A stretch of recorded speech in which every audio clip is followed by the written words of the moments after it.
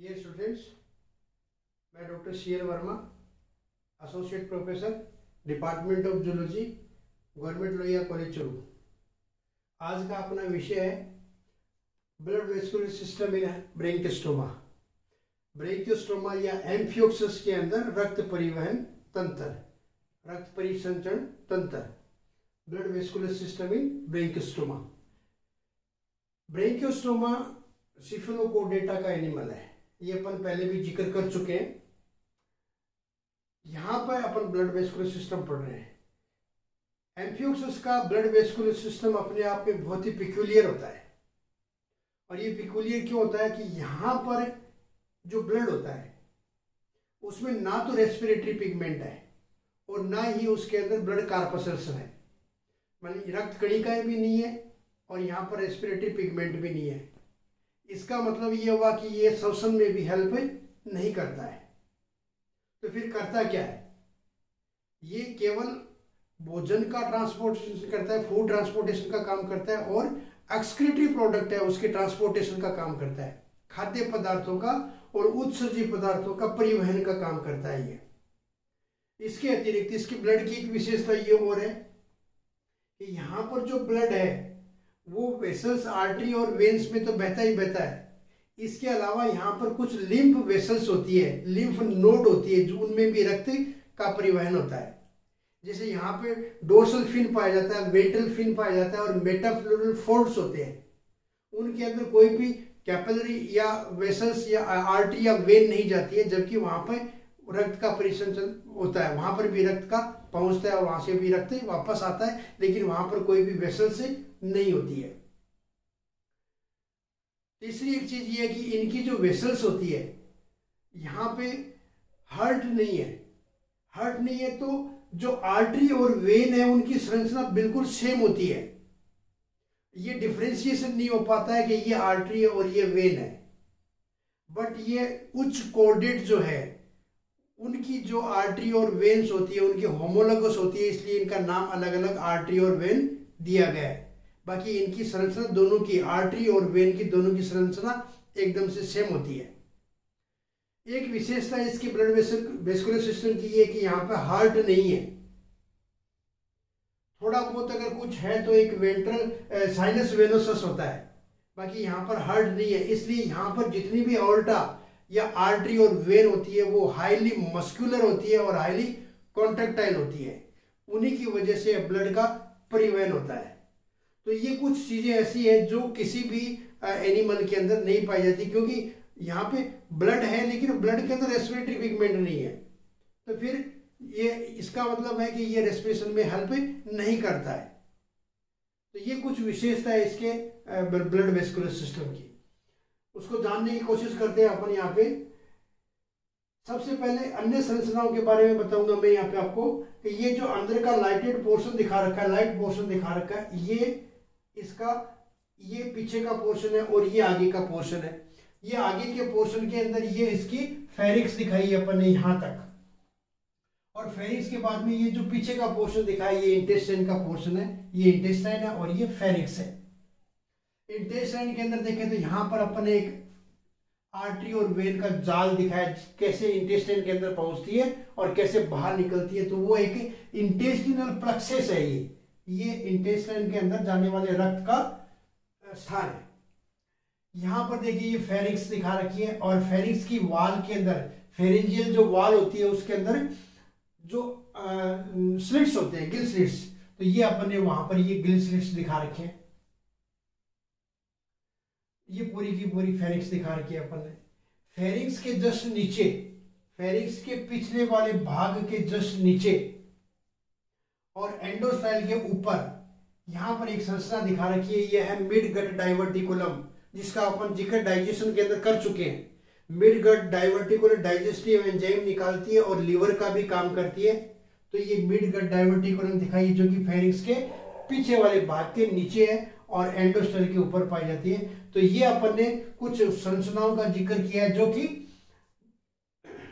Blood vascular system के अलावा जो स्ट्रक्चरल पार्ट है वो बताया अपन ने। अब अपन इसकी आर्टरी, वेन और इनके ऊपर लेते हैं। सबसे पहले लेते हैं ये साइनस वेनोसस। यहां पर अपन ने ये साइनस वेनोसस दिखा रखा है। यहां से ब्लड पंप होकर के बॉडी के अंदर जाना शुरू करता है और यह साइनस वेनोसस पूरा घूम करके जो ब्लड वापस आता है उसको इकट्ठा करता है। पहले तो ये ब्लड को इकट्ठा करता है और उसके बाद में उसको पंप करता है।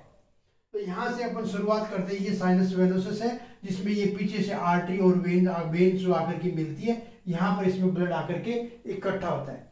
वो ब्लड सबसे पहले पंप होता है क्योंकि इसकी जो वाल है वो वेंट्रल अओर्टा, डोर्सल अओर्टा, वो हाईली मस्कुलर है और कॉन्ट्रैक्टाइल है, उन्हीं की वजह से ब्लड है वो पंप होता है। तो यहां से ब्लड जब पंप होगा तो सबसे पहले वेंट्रल अओर्टा में जाता है और ये वेंट्रल अओर्टा शरीर के आगे वाले भाग में जाती है। वेंट्रल अओर्टा से कुछ आर्टरीज निकलती है जो कि फेरिक्स में जाती है। तो ये अपन ने फेरिक्स में जाती हुई आर्टरीज दिखाई है। कौन कौन सी ये फेरिक्स में जाएगी? तो प्राइमरी गिल बार में भी जाएगी और सेकेंडरी गिल बार में भी जाएगी। तो यहां से देखिए ये जो पोर्शन जो आपको दिख रहा है, ये जो दिख रहा है वो लेफ्ट पोर्शन दिख रहा है। तो ये आर्टरी निकल करके यहां से किस में जा रही है? फेरिक्स की वाल में, गिल्स के अंदर। तो ये यहां पे देखिए ये दिखा रखा है primary efferent branchial artery. Primary efferent branchial artery ये दिखा रखी है अपन ने। और ये प्राइमरी ब्रेंकियल आर्टरी किस में जा रही है? फेरिक्स के अंदर। तो ये अपने को लेफ्ट वाली दिखाई दे रही है। इसके राइट वाली, ये जो राइट वाली है ये ऊपर जाकर के ये देखिए ये यहां तक ऊपर तक चलेगी और ये वाली आपको यहां इसमें से सेकेंडरी गिल बार से होकर के ये जाती हुई दिखाई दे रही है। तो ये लेफ्ट की होगी, ये राइट की होगी, ये लेफ्ट की और राइट की, ये लेफ्ट की और राइट की। ये सारी किसी प्राइमरी एफरेंट ब्रेंकियल आर्टरी और secondary efferent branchial artery. Secondary अपन ने कहा है जो सेकेंडरी गिल बार में जाती है, प्राइमरी गिल बार में जाती है वो प्राइमरी एफरेंट ब्रेंकियल आर्टरी है। लेकिन ये फेरिक्स में जाती है उससे पहले फूली हुई संरचना है। इस फूली हुई संरचना का नाम क्या है? बल्बिलस। और ये बल्बिलस ब्लड को पंप करने में हेल्प करता है। तो इनमें फेरिक्स में पहुंचने से पहले सभी आर्टरी में क्या है? बल्बिलस। इस प्रकार से ये ब्लड ऊपर पहुंचता है फेरिक्स से होकर के। इसके अलावा देखिए यहां पर बिल्कुल ये साइनेप्टिक कुली दिखा रखी है अपन ने। दो गिल बार को आपस में जोड़ने वाली साइनेप्टिक कुली होती है, ये साइनेप्टिक कुली। तो यहां पर भी इनसे ब्रांच निकलती है। तो ये क्या हो गई? लेटर, ये ट्रांसवर्स वेसल्स जो साइनेप्टिक कुली में जाती है। ट्रांसवर्स वेस, ये क्या होगी? ट्रांसवर्स वेसल्स ऑफ साइनेप्टिक कुली, ये वो ब्रांच हो गई इसकी। यहां से जब रक्त आता है तो फेरिक्स से निकल करके ऊपर पहुंचता है डोर्सल अओर्टा, लेटरल डोर्सल अओर्टा में। अब ये दो लेटरल डोर्सल अओर्टा है, दो लेटरल डोर्सल अओर्टा था फेरिक्स के ऊपर और बॉडी वाल के नीचे। तो फेरिक्स के दोनों तरफ। वेंट्रल अओर्टा एक ही है, लेकिन जब ये फेरिक्स के ऊपर डोर्सल अओर्टा में पहुंचती है तो उस समय यहां पे दो है, ये एक लेटरल साइड में, एक लेफ्ट साइड में और एक है राइट साइड में। तो ये लेफ्ट साइड की है, लेफ्ट लेटरल डोर्सल अओर्टा, और ये क्या है? Right lateral dorsal aorta. दोनों में डिफरेंस क्या है? ये मोटी होती है, डायलेटेड होती है। जो राइट वाली है वो डायलेटेड है और लेफ्ट वाली है वो कम चौड़ी होती है, कम वाइड होती है। तो ये जो जाती है यहां से फेरिक्स के लेफ्ट साइड से जो जा रही है वो ये जाकर के देखो सीधी लेफ्ट वाले में जा रही है। और जो सेकेंडरी गिल बार वाली है वो देखिए आप यहां से जाकर के ये जा रही है राइट वाले में। तो फेरिक्स बीच में आ गया। फेरिक्स के दोनों तरफ ये एक लेटरल वाली है, लेफ्ट वाली है और एक है राइट वाली। तो इस तरीके से ये दोनों की दोनों किस में पहुंचती है? लेटरल डोर्सल अओर्टा के अंदर। लेकिन लेटरल डोर्सल अओर्टा से पहले इनको एक्सक्रीटरी मटेरियल यहां से ये लेती है प्रोटोनेफ्रिडिया से। तो ये अपन ने क्या दिखा रखा है? प्रोटोनेफ्रिडिया। ये प्रोटोनेफ्रिडिया या ग्लोमस है, इनको ग्लोमस भी बोलते हैं, और प्रोटोनेफ्रिडिया उत्सर्जक है। तो ये सबसे यहां से निकलने के बाद में किस में प्रवेश करती है? प्रोटोनेफ्रिडिया में। तो यहां पर ने दिखाई है वेसल्स ऑफ प्रोटोनेफ्रिडियम। तो ये प्रोटोनेफ्रिडियम में प्रवेश करती है पहले, जो प्राइमरी से भी आती है वो भी और सेकेंडरी से भी आती है वो सारी की सारी किस में प्रवेश करती है? प्रोटोनेफ्रिडियम में। तो अब इनका नाम क्या हो गया? Efferent branchial artery. तो ये इफरेंट ब्रेंक, ये तो है जब प्रवेश करी उसका नाम एफरेंट ब्रेंकियल आर्टरी है। और जब गिल फेरिक्स से निकल करके जब डोर्सल अओर्टा में जाती है, लेटरल डोर्सल अओर्टा में जाती है, तब इनका नाम क्या हो गया? Efferent branchial artery. तो ये इफरेंट ब्रेंकियल आर्टरी किस में जाती है? लेटरल डोर्सल आवर्टा में, जो की संख्या में आगे वाले भाग में 2 होते हैं, एक लेफ्ट है और एक है राइट, तो उनमें प्रवेश करती है। तो इस तरीके से ये साइनस वेनोसस ने यहाँ पर ब्लड पहुंचाया वेंट्रल आवर्टा के थ्रू। उसके बाद में आती है एफरेंट ब्रेंकियल, और एफरेंट ब्रेंकियल जो निकलती है उसके बाद में इफरेंट, और वो भी इफरेंट आ गई किसमें? लेटरल डोर्सल आवर्टा में। ये दोनों लेटरल डोर्सल आवर्टा है। ये लेटरल डोर्सल आवर्टा में भी रक्त अभी पहुंचा है, लेकिन यहां लेटरल डोर्सल आवर्टा शरीर के आगे वाले भाग में, शरीर के आगे वाले भाग में ये कन्वर्ट हो जाती है इंटरनल कैरोटिड आर्टरी में। ये इंटरनल कैरोटिड आर्टरी में कन्वर्ट हो जाती है, जो कि आगे वाले भागों को, रोस्ट्रम को और रक्त पहुंचाने का काम करती है। दोनों आर्टरी आगे जाकर के इंटरनल कैरोटिड आर्टरी के अंदर रूपांतरित हो जाती है। शरीर के पीछे वाले भाग में अपन देखें तो दोनों लेटरल डोर्सल आवर्टा आपस में मिल जाते हैं और एक मीडियन डोर्सल आर्टरी बनाते हैं। ये अपन ने क्या दिखाई है? Median dorsal artery. ये मीडियन डोर्सल आर्टरी शरीर के पीछे वाले भाग को रक्त पहुंचाती है, और जब एकदम से पीछे वाले कोडल वाले भाग में जाती है तब इसका नाम यहां पर चेंज कर दिया अपन ने, क्या? कोडल आर्टरी। ये मीडियन डोर्सल आवर्टा है जो कि रक्त ऊपर बॉडी वाल को भी पहुंचा रहा है, यहां शरीर के भाग को भी पहुंचा रहा है, और यहां से देखिए ये किसको पहुंचा रहा है? ये क्या बताया अपन ने? इंटेस्टाइन का पोर्शन। तो ये डोर्सल, मीडियन डोर्सल आर्टरी से वेन्स आर्टरी निकलती है। ये आर्टरी निकली, ये आर्टरी, इनका नाम क्या है? Intestinal artery. ये इंटेस्टिनल आर्टरी किस में रक्त पहुंचा रही है? इंटेस्टाइन में। तो यहां से जब अपन ने साइनस वेनोसिस से शुरू किया तो अभी तो अपन रक्त की केवल सप्लाई कर रहे हैं, वेंट्रल आवर्टा, एफरेंट, इफरेंट, उसके बाद में क्या आ गया? दोनों लेटरल डोर्सल आवर्टा मीडियन में आ गया, और यहां पर भी नाम अभी तक आर्टरी है। कौन सी? इंटेस्टिनल आर्टरी, जो इंटेस्टाइन के अंदर प्रवेश करती है और एक इंटेस्टिनल प्लेक्सस बनाती है। इस इंटेस्टिनल प्लेक्सस में खूब सारी आर्टरी होती है जिनका नाम क्या है? Intestinal plexus artery. यहां से रक्त वापस आता है। ये जब रक्त वापस आता है तो इसको बोलते हैं इंटेस्टिनल वेन। देखिए यहां मीडियन डोर्सल आर्टरी से क्या निकली? इंटेस्टिनल आर्टरी, और ये इंटेस्टिनल वाले पोर्शन में पहुंचती है। इसके अलावा देखिए ये मीडियन डोर्सल आर्टरी है, वो पीछे वाले भाग में कोडल फिन को और कोडल वाले भाग को जब रक्त पहुंचाती है तो इसका नाम क्या हो गया? कोडल आर्टरी। इसके बाद में इंटेस्टाइन में पहुंचा दिया। इंटेस्टाइन से जब वापस रक्त निकलता है तो अब इसका नाम क्या हो गया? When, intestinal when. ये इंटेस्टिनल वेन रक्त ला करके किस में डालती है? सब इंटेस्टिनल में। इसका नाम सब इंटेस्टिनल है। तो जब रक्त पीछे वाले भाग से कोडल आर्टरी से पहुंचा तो कोडल वेन लेकर के आती है। देखो ये कोडल वेन, पीछे वाले भाग से कोडल वेन लेकर के आई, यहां से इसने इंटेस्टिनल वाला भी ले लिया। अब इसका नाम क्या हो गया? सब इंटेस्टिनल। कोडल आर्टरी ने पीछे वाले भाग में पहुंचाया रक्त, कोडल वेन वापस लेके आ रही है, ये आ रही है। यहां से इन्होंने किसका ले लिया? इंटेस्टिनल वेन से। अब ये दोनों जुड़ करके जो एक कॉमन बनाती है, इसका नाम क्या है? सब इंटेस्टिनल वेन। ये सब इंटेस्टिनल वेन आगे पहुंच करके किस में पहुंच रही है? यहां से ये वहां पहुंच करके ये मिडगट डाइवर्टिकुलम में प्रवेश करती है, और जब मिडगट डाइवर्टिकुलम में जब ये प्रवेश कर रही है उसमें उसका नाम क्या है? Hepatic portal vein. ये देखिए ये यहां से प्रवेश कर रही है और ये मिडगट डाइवर्टिकुलम में प्रवेश कर रही है। अब इसका नाम क्या है? Hepatic portal vein. Hepatic portal vein क्यों है? क्योंकि मिडगट डाइवर्टिकुलम लीवर का भी काम करती है, इसलिए इसका नाम क्या हो गया? Hepatic portal vein. और ये सबसे कम विकसित हिपेटिक पोर्टल सिस्टम होता है जो कोर्डेटा के अंदर सबसे कम विकसित प्रकार का। कोर्डेटा की किसी प्राइमरी जंतु के अंदर अगर अपन देखें तो सबसे पहले किसमें मिलता है? ब्रेंकियोस्ट्रोमा के अंदर। ब्रेंकियोस्ट्रोमा के अंदर ये हिपेटिक पोर्टल वेन सबसे प्राइमरी स्टेज में होता है, और बाकी यूं कह सकते हैं कि कोर्डेटा का जो हिपेटिक पोर्टल सिस्टम है उसका जनक ये ब्रेंकियोस्ट्रोमा है। तो ये क्या हिपेटिक पोर्टल सिस्टम, और ये hepatic portal system midgut diverticulum को रक्त देने के बाद में जब वापस लेकर के आता है तब इसका नाम क्या हो गया, हिपेटिक वेन। तो ये हो गई हिपेटिक वेन, ये हिपेटिक पोर्टल वेन और ये वाली हिपेटिक वेन, ये वापस ला करके किस में डाल रही है, साइनस वेनोसस में।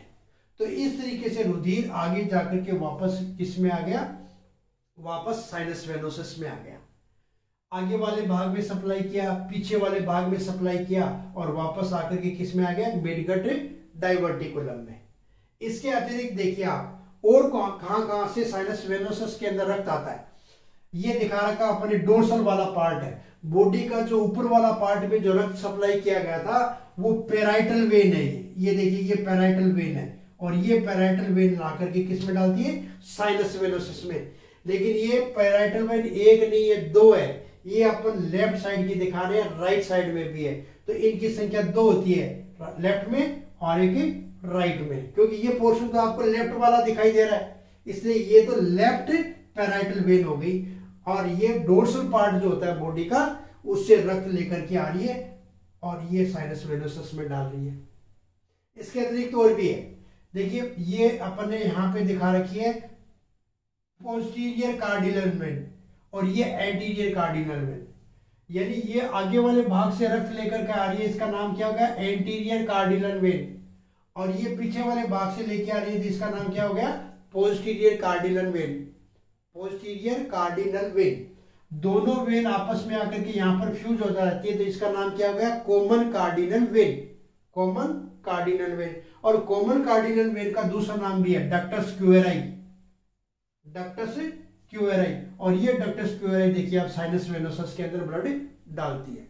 इसका मतलब साइनस वेनोसस में ब्लड कहां कहां से आया, कार्डिनल वेन से, पैराइटल वेन से और सब इंटेस्टिनल वेन से, तीन से रक्त आकर के इसके अंदर आता है। और इस प्रकार से ये जो ये कार्डिनल वेन है वो रक्त कहां से लेके आती है, बॉडी का लेट्रोवेंट्रल जो पार्ट होता है।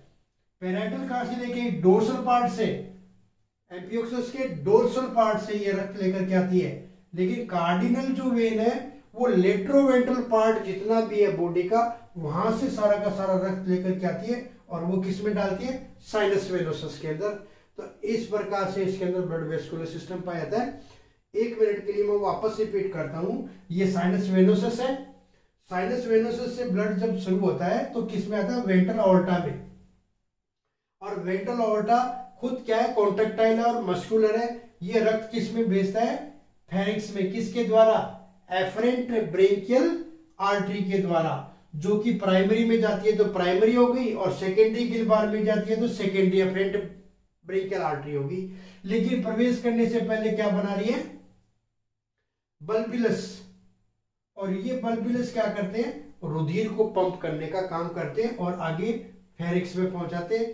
फेरिक्स में पहुंचने के बाद में ब्लड है वो वापस इफरेंट आर्टरी के द्वारा निकलता है और निकल करके नेफ्रिडिया में जाना है। क्योंकि ब्लड को यहाँ पे करना क्या है, भोजन को ट्रांसपोर्ट करना है और एक्सक्रीटरी प्रोडक्ट को वापस इकट्ठा करना है। तो ये ट्रांसपोर्ट का काम तो कर ही रहा है भोजन का, साथ साथ में देखिए यहाँ जब सप्लाई हो रहा है तो पहले किस में जा रहा है, प्रोटोनेफ्रिडिया के अंदर, और प्रोटोनेफ्रिडिया से एक्सक्रीटरी प्रोडक्ट लेकर के किस में डाल रहा है, लेटरल डोर्सल आउर्टा में, जो संख्या में दो है, एक लेफ्ट साइड में और एक है राइट साइड में, फेरिंक्स के ऊपर। तो यहां से ब्लड आता है मीडियन के अंदर, ये मीडियन डोर्सल आउर्टा है। और मीडियन डोर्सल आउर्टा का ही पीछे वाला भाग, जहां कोडल वाला भाग में रक्त सप्लाई होता है, उसका नाम क्या हो गया, पीछे कोडल आर्टरी। अब वहां से जो रक्त लेकर के आती है उसका नाम क्या हो गया, कोडल वेन। और इसके अलावा मीडियन डोर्सल आउर्टा किस में पहुंचाती है, रक्त में, सॉरी इंटेस्टाइन में, और इंटेस्टाइन से वापस लेके आती है, उसका नाम क्या है, इंटेस्टिनल वेन। तो यहाँ पर इंटेस्टिनल वेन किससे जुड़ गई, कोडल से। अब इसका नाम क्या हो गया, सब इंटेस्टिनल। और सब इंटेस्टिनल वेन आकर के मिडगट डाइवर्टिकुलम में आती है। जब वो मिडगट डाइवर्टिकुलम में प्रवेश करती है तो उसका नाम क्या है, हिपेटिक पोर्टल वेन। और हिपेटिक पोर्टल वेन जब वापस मिडगट से निकलती है तो उसका नाम हो गया हिपेटिक वेन। और वो रक्त आते हैं साइनस वेनोसस के अंदर। इसके अलावा शरीर से बाकी भाग से रक्त आता है, तो पीछे वाला डोर्सल पार्ट जितना भी सप्लाई किया था वहां से जो रक्त आता है वो किसके द्वारा आता है, पैराइटल वेन के द्वारा। मेटाप्लूरल फोल्ड से भी आता है, और इसके अलावा मेटाप्लूरल फोल्ड से तो यहाँ से कार्डियल वेन के द्वारा आता है, तो डोर्सल पार्ट है उससे ये रक्त आकर के किस में आ गया, पैराइटल के द्वारा, और ये पैराइटल क्या संख्या में 2 होती है, साइनस वेनोसस में डालती है। इसी प्रकार से 2 क्या दिखा रखी है अपन ने, कार्डिनल वेन, ये एक एंटीरियर कार्डिनल है और ये पोस्टीरियर है, दोनों आकर के डक्टस स्क्वेरा बनाती है और ये साइनस वेनोसस के अंदर रक्त डालती है। तो इस प्रकार से इसका रक्त परिसंचरण तंत्र कंप्लीट होता है, जो कि केवल खाद्य पदार्थों का और एक्सक्रीटरी प्रोडक्ट का ट्रांसपोर्टेशन का काम करता है। अब रही बात ये कि फेरिंग्स के लिए ये कई बार ये संशय उत्पन्न होता है कि फेरिंग्स फिर काम क्या करती है, जब यहाँ पर ऑक्सीजन का ट्रांसपोर्टेशन नहीं होता है तो फिर क्या है, जो इसमें रेस्पिरेशन की क्रिया है, जो पानी जब फेरिंग्स के अंदर प्रवेश करता है तो फेरिंग्स में क्या हाईली ब्लड है, उसके अंदर वेस्कुलर है, ये वेस्कुलर, तो उस समय क्या होगा, यहाँ पे कुछ मात्रा के अंदर फेरिंग्स के कुछ भाग, और इसके अलावा जो रेस्पिरेशन में ऐसा कुछ वैज्ञानिक मानते हैं कि थोड़ा बहुत ट्रांसपोर्टेशन होता है, लेकिन ट्रांसपोर्टेशन ऑक्सीजन और कार्बन डाइऑक्साइड का ब्लड के थ्रू एक्सचेंज होगा ही नहीं, क्योंकि यहाँ पर रेस्पिरेटरी पिगमेंट है ही नहीं, इसलिए ये काम तो यहाँ पर नहीं होता है। तो फिर रेस्पिरेशन का काम कौन करता है, तो ये माना जाता है कि मेटाप्लूरल फोल्ड्स जो है और एट्रियम की वाल का कुछ जो पोर्शन है वो रेस्पिरेशन का काम करता है। मेटाप्लूरल फोल्ड जो ट्रंक वाला रीजन होता है, उसके नीचे वाले पोर्शन में अपन ने बताए थे वो वाला भाग, और इसके अलावा एट्रियम की जो वाल है वो रेस्पिरेशन का काम करती है। तो इस प्रकार से ये इसके अंदर रेस्पिरेट ब्लड का ट्रांसपोर्टेशन होता है। समझ में काफी हद तक आ गया होगा आपको, और अगर फिर भी किसी भी प्रकार की अगर प्रॉब्लम हो या कोई भी क्वेरी हो आपकी, तो आप है वो मेरे चैनल पे जाकर के आप कभी भी पूछ सकते हैं, आपकी क्वेरी दूर करी जाएगी। Thank you.